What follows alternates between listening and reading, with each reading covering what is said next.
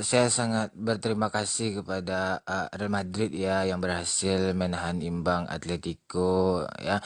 Kalau Atletico menang ya susah lah kami juara gitu. Sekali lagi saya ucapkan terima kasih buat Real Madrid. Iya, kami jelas ya juara La Liga, juara CDR itu udah di tangan kami. Nah, kalau Madrid apa yang disombongkan UCL belum tentu lagi. Palingan Konami.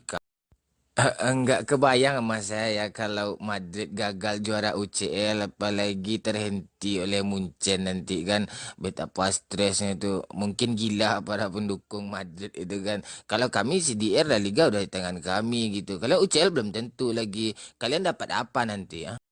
Woi Min, imbang tuh Madrid tuh bully lah Min. Nonton aja kagak lo kampret, sok-sokan pula lo. Madrid ini entah apa dibanggakannya kan juara UCL aja belum tentu didapat.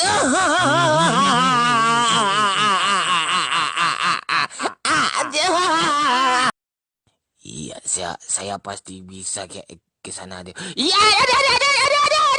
Pokoknya Real Madrid saya harus ada gelar di musim ini. Saya akan edit main Konami Cup. Ini jalan juara UCL, jalan juara Liga.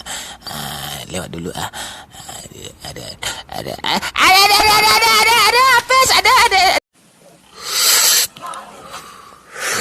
Jangan banyak bacot, balas sesuatu itu mengkritik dengan karya.